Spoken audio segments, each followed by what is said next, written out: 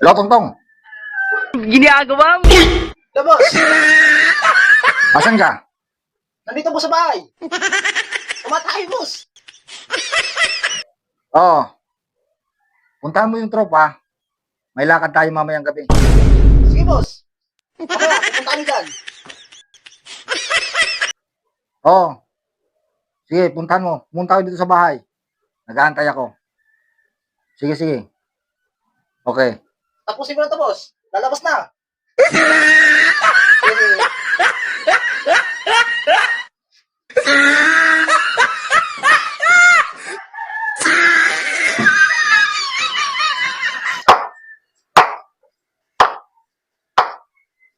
Wala pang tawag si boss, ah. Kakabagot na itong ginagawa natin. Hirap ng trabaho natin dito.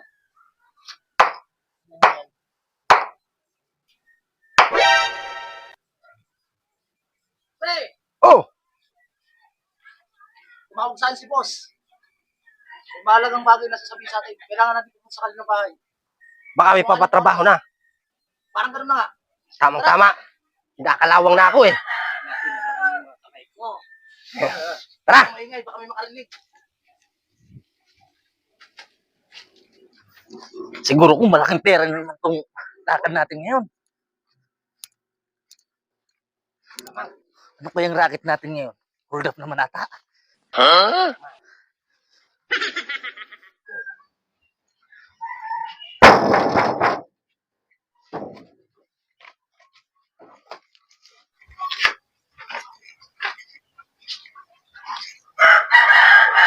Boss. Ba't mo kami pinatawag? May papatrabaho ka ba? Tamang-tama. Nangangati na yung mga kamay ko. Kaya ako kayo pinatawag. Dahil alam kong kating-kati na kayo. Na humawak ng malaking halaga. Mangu-hold up tayo ulit. Kaya kailangan yung maghanda. Magpaplano tayo ngayon kung paano gagawin nating pagkasalakan. Pera na naman to, mga brad. Malaking halaga nga yan, boss. Panigurado, tiba-tiba na naman tayo nito. Oo. Pero, di ka man lamang muna nagsaing ng kamuting kahoy. Kanina pa kami nagugutom. Tama, boss. Gutom na kami. Ang layo ng nilakad namin. Ang layo pala dito ng hideout mo. Tsaka tubig. Ni tubig, wala. Iba ka talaga, boss. Gutom na kami. Hindi mo. Ikaw lagi ka na naggutom. Di ka naman tumataba. Tingnan mo yung katawan mo. Pagkatapos ng lakad natin, hindi lang kamuting kahoy ang kakainin mo. Siguradong tiba-tiba tayo rito. Matagal kong pinagplanuhan to. Ito ang plano. Ano kayo?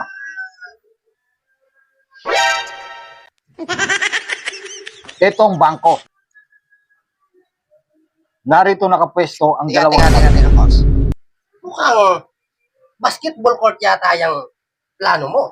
Hindi na kami naglalaro yan. Ito na yung nilalaro namin. Tinanggihan nga namin yung MPBL sa paglaro ng basketball. Tapos ngayon paglalaro mo ulit yan. Ano ba? Kayo talaga, paminsan-minsan gamitin yung mga utak nyo. Hindi inaaraw-araw ang kabubuhan, ha? Basta, ito yung plano. Ito yung dalawang gwardya sa may pintuan. Dito nakapwesto sa loob ang isang gwardya. Yung isang gwardya naman, narito sa labas. Papasok kami, ako tsaka si Tuting. Papasok kami sa loob ng bangko. Ikaw, Wato, ikaw ang magiging lookout. Dito sa dalawang gwardiya na yan. Oo, babantayan mo bawat galaw ng gwardya. Dito ka nakabantay sa may pintuan sa labas. Lookout ka namin. Ikaw naman, Tongtong, Okay, boss. ikaw ang magdadala ng sasakyan. Ikaw ang driver namin sa sasakyan. Narito yung sasakyan. dito ka pwesto sa labas. Babantayan mo kung may darating na pulis. Kami ni Tuting, papasok kami dito sa bangko para kausapin yung Bank teller.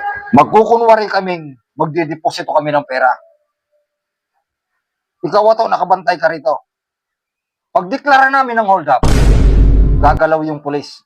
Ikaw Tuting, didikitan mo yung isang gwardya. Magdideklara ako ng hold up, sabay mong tututukan yung gwardya para hindi na makagalaw. Ganon din yung gagawin ko sa isang gwardiya. Ganon din yung gagawin mo sa isang gwardya. Makikita mo kung magdideklara ng hold up, pasukin mo na yung gwardya. Kunin mo na yung gwardya. Anong gagawin namin sa gwardiya? Hindi natin sasakyan. Ikaw talaga napakatanga mo. Ikaw, gusto mong asawahin. Dalhin mo. Ganon ba? Kala ko si... Basta, ito yung plano. Balik sa plano. Panggulo ka eh. Kunin mo yung gwardya. Kukunin mo rin dito Tuting yung gwardya. Pag nalimas ko na yung pera, nakuha ko na lahat ng pera, lalabas na ako. Susunod ka Tuting. Dala ko yung gwardiya. Isa ka rin eh. Isa ka rin bobo eh. Anong gagawin mo sa gwardya? Siyempre, pupusasan mo yung gwardya para hindi na makalabas.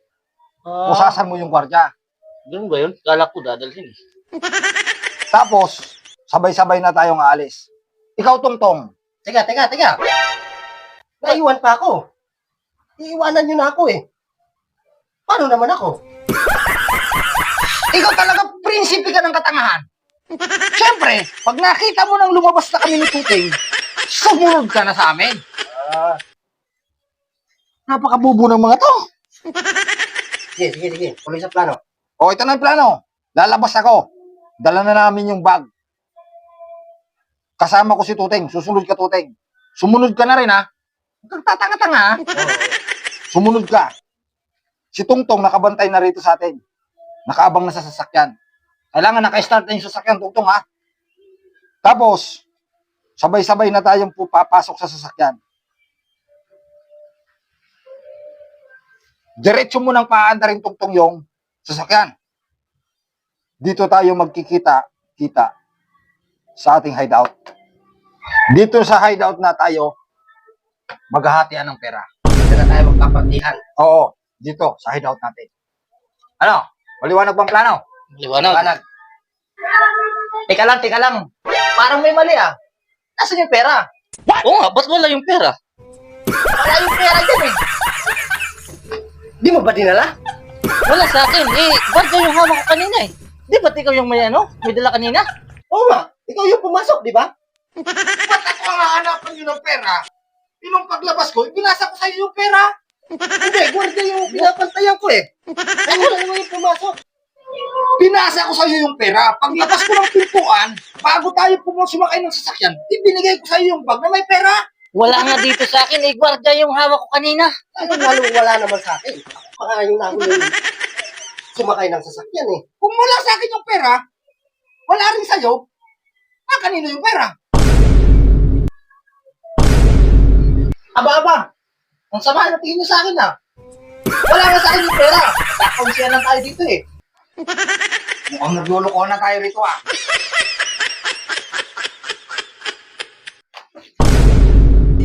Aba, boss. Kahit ikaw ang nagplano niyan, kaya kong pumatay ng amo. Basta pera ng pinag-uusapan, lumalabas ng kulay ng isang tao.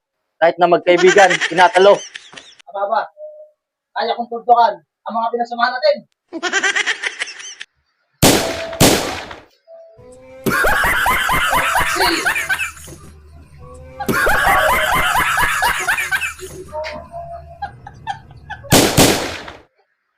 No. No.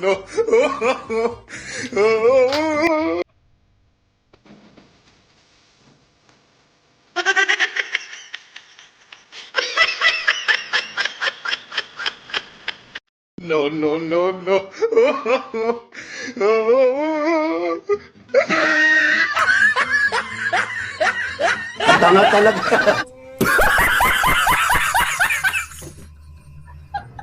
So maraming salamat sa panonood.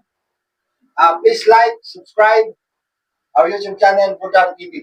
Shoutout nga pala kay Jerome Norcio, ng Barangay Dao, na nasa Salad na ngayon, nasa Taytay, kung saan siya nakakarating. Shoutout sa iyo, Brad. Maraming salamat. Yay! Alright! Goods!